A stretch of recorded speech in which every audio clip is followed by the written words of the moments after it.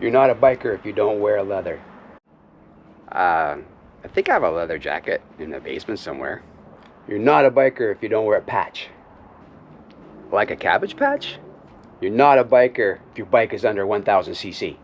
I'm like 5'8", 165 pounds. 750 cc sounds plenty. You're not a biker if you wear a full face helmet. I don't like to eat bugs. You're wearing a traffic vest? You're not a biker. Yeah, it makes my wife feel better about me riding a motorcycle. You're not a biker if you wear a helmet. Whoa, that seems kind of dangerous. You put only 3,000 kilometers on your bike this year? You're not a biker. Well, I took up golfing and hiking and doing some other things this summer. Did you wave to that three-wheeler? Oh man, you're not a biker. Seemed fine. Look, dude, you're not a biker. All right, that's cool. Do you mind if I go for a ride on my motorcycle now?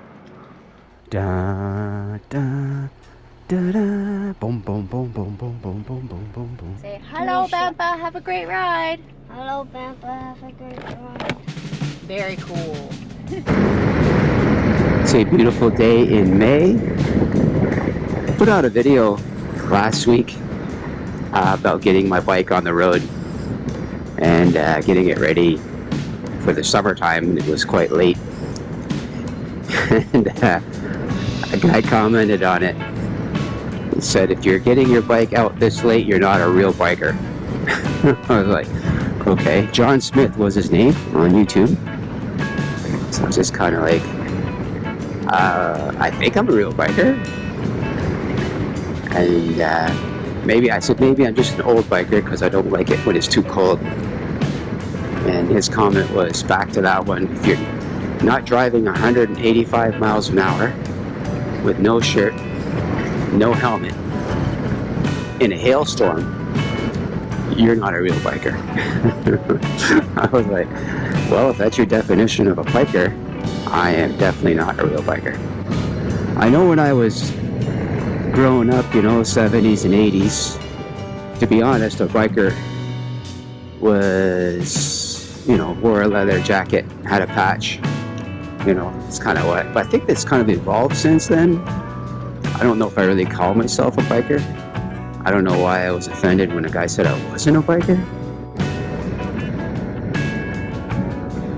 So I was looking at, I watch a lot of YouTube, and I noticed quite a few videos, motorcycle videos. I watch a lot of motorcycle videos, I enjoy them.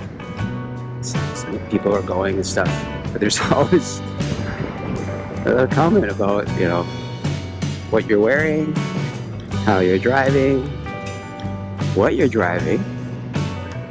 I was watching a video, really well done actually, a young fella just learning how to drive. And it was really well done. The guy put it together about getting dressed, how long it takes to get dressed to go out on a motorcycle and all that.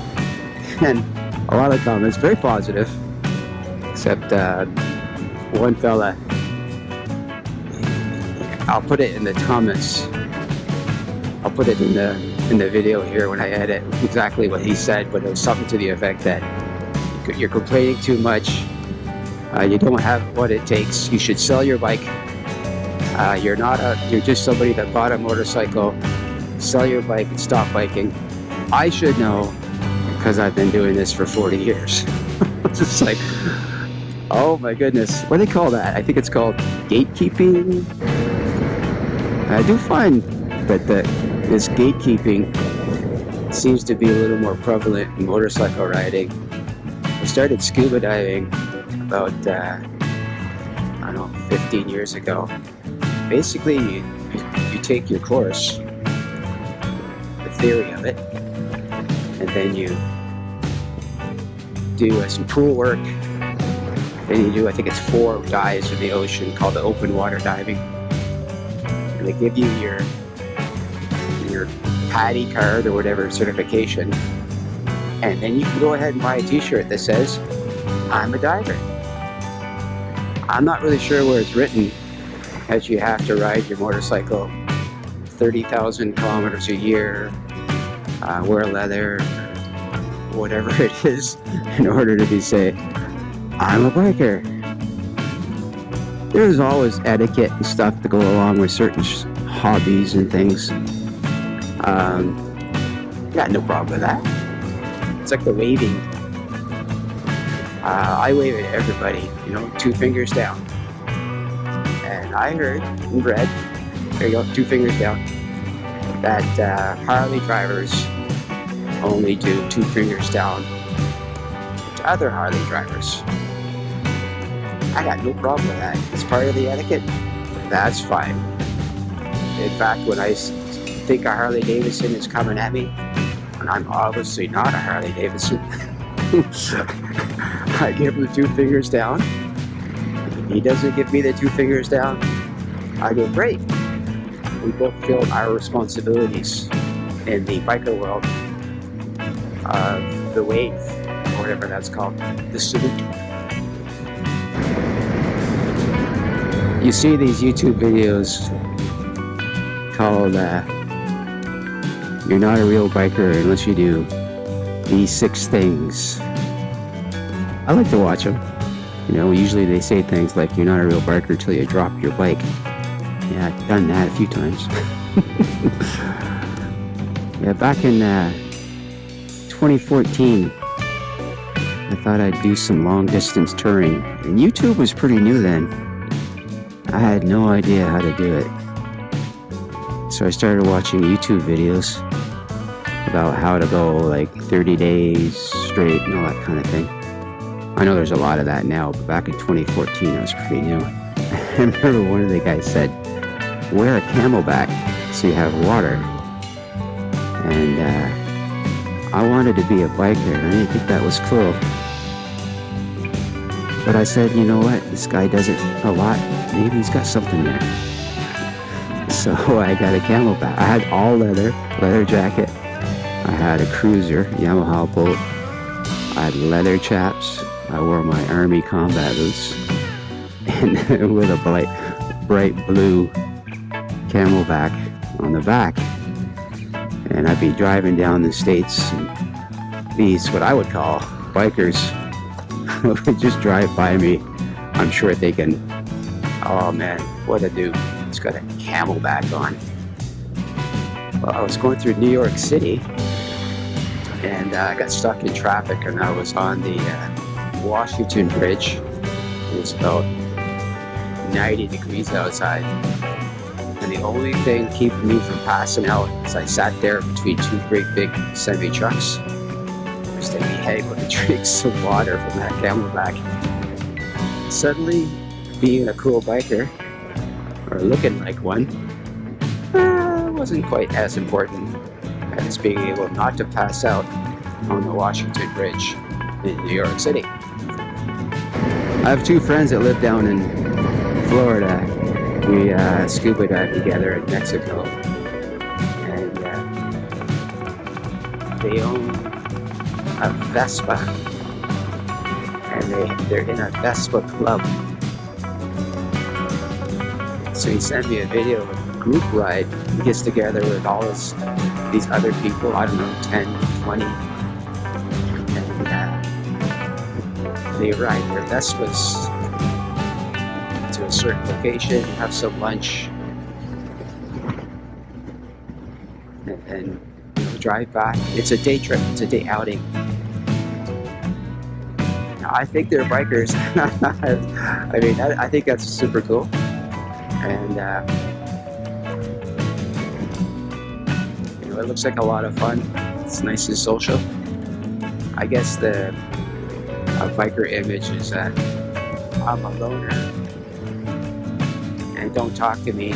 I guess that's fine too. But I ride with a buddy of mine quite often. We go down these roads, stop at Tim Hortons, catch up on what's happened in each other's lives, ride back. Are we bikers? I guess. It says Lawrencetown Road. Goes along the Atlantic Ocean on the east coast of Scotia. It's a little chilly to get out here next to the ocean.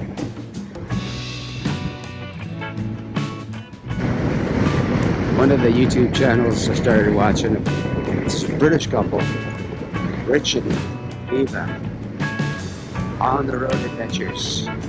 I started watching them when they were on scooters going through Thailand, and they just have a really great way of presenting their material. I know how much work it is that they put into these YouTube videos, and even they'll get the odd comment. They just got back from a long trip.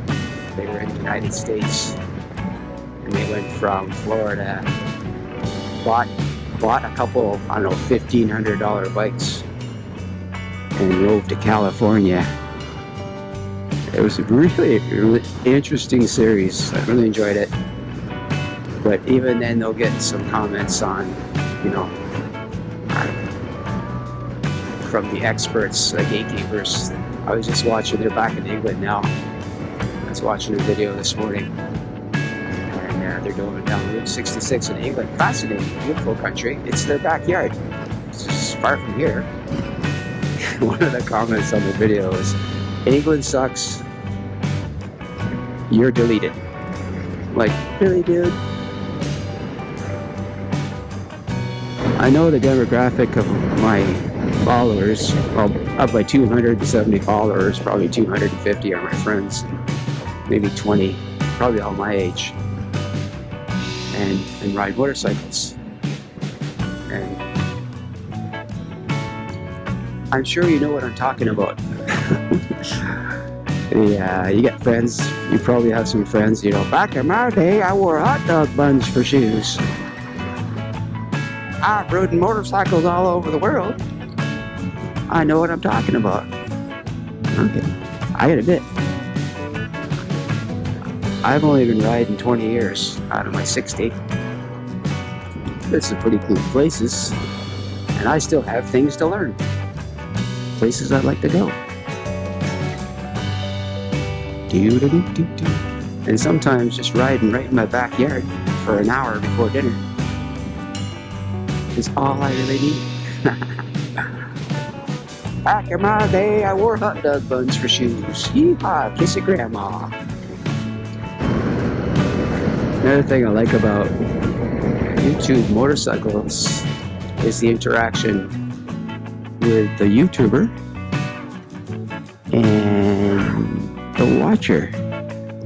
Now I know the Itchy Boots is not going to read my comment and talk back to me. I think once she did, like 5 years ago, said thank you. I was like, oh, Itchy Boots said something.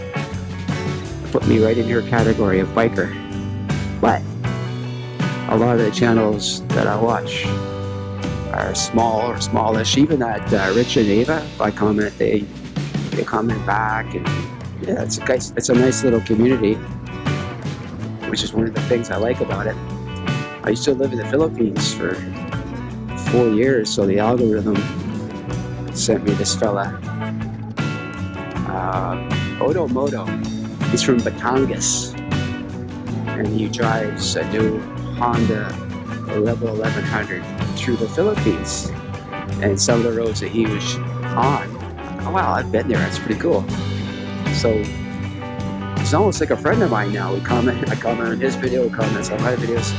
In fact, once I had mentioned that one of my favorite places in the world is in Anilao, a place called Planet Dive. And I said, if you're ever going for a ride, why don't you head up down it's called the Mabini, like a loop around Mabini in the Philippines. And they got really good food there. Lo and behold, a month later or so, Odamoto posted a video of that exact ride. He went to that restaurant. He's not a diver. Planet Dive is for scuba divers, but anybody can go there and eat. And it was really cool seeing the dive. And it's a dive place where I used to go, and we enjoyed the food. And that's the great thing about YouTube is that kind of interaction between watchers and YouTubers. In fact, speaking of am I a biker, my grandson's 7. And he said, he goes, Bampa, you're the only YouTuber I know. I didn't have a heart to tell him that 270 followers and 100 people watching my videos. I'm not really sure if I'm a YouTuber, but if my grandson says I am, oh, it's good enough for me. I guess the problem with gatekeeping is it's one of the biggest hurdles of people trying something new. Like I was thinking of taking up pickleball. But you also have that thing, it's like, wow, if I'm not very good, will everybody just hate being on my team? I actually got a pickleball lesson the other day from a coach. And that's because I played tennis and squash. I have potential of being a pretty decent pickleball player.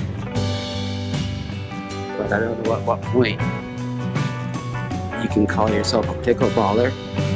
Is that what they're called? A pickleball aficionado? I'm not really sure. One YouTuber called Yami Noob, and he is the king of making fun of certain types of people that ride motorcycles, but he does it in a way that it's not really that insulting. I know he did one on like the 7 types of people you meet on a group ride, and then they got to like the ADV bro. Oh yeah, he's got panniers and all the tools and all that kind of stuff. And I'm like, yeah, okay, that's fair. I fit that kind of trope.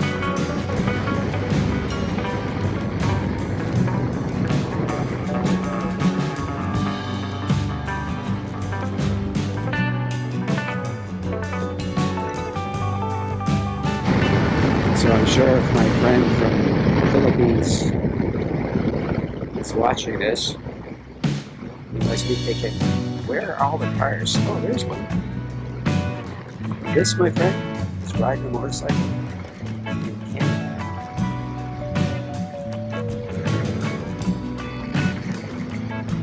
This one guy from Vancouver, I think it's called Uno Moto. He's riding from Vancouver to New Zealand. Right now he's in Morocco. And I was talking earlier about the gatekeeping. It got so bad for this guy of the comments on his videos because he's a new rider, and he actually turned his comments off because he couldn't. It was stressing him out too much. He has since turned them back on. I think he's got someone screening the comments.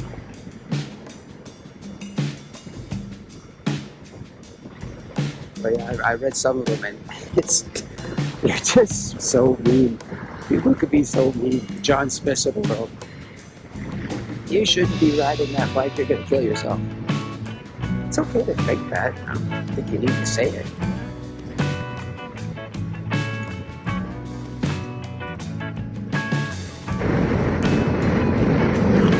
Jeez, is that a Harley?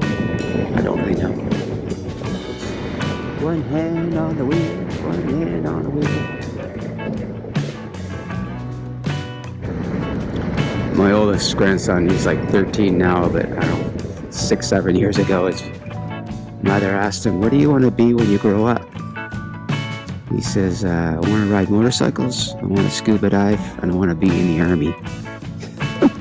My daughter was like, oh, so you just want to be like Grandpa? I said, yes. Da, da, da.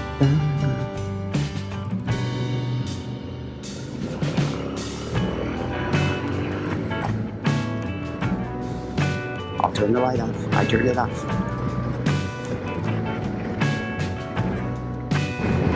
I was talking earlier about you're not a biker. They say you're not a biker until you drop your bike. She dropped mine right there. That parking lot. So stupid. I just got on the bike, I started it up while I was off the bike. I got on, I wasn't set right on my saddle. Popped the clutch like the boss that I was, and I wasn't centered. He started tipping over, pulled the clutch, always a bad idea, and then just dropped it. You kind of stand there looking at it going, what just happened? I guess my problem was I've never had a lesson other than YouTube, I guess, and I've driven a lot, but I probably don't know the mistakes that I'm making, like riding with one hand, I suppose.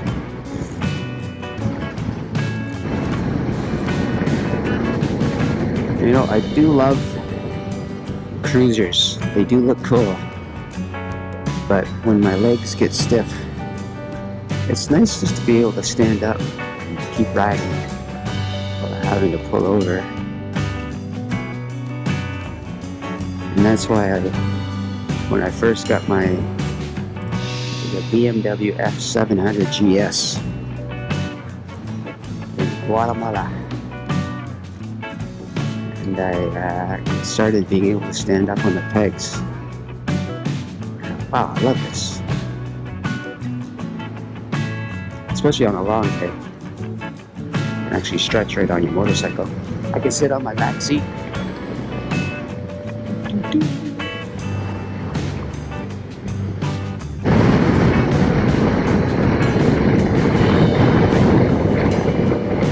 A spider. I'll get there one day. It looked a lot of fun, actually.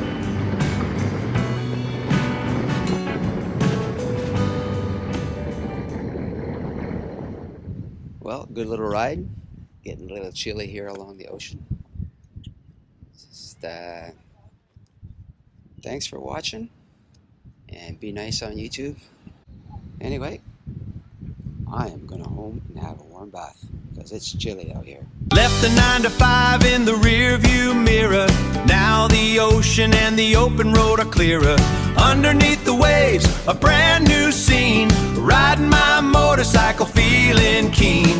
It's not the dream, this life I'm living free, you see. Living my retirement dream. Yeah, it's not the dream, it's my own destiny. Living my retirement dream.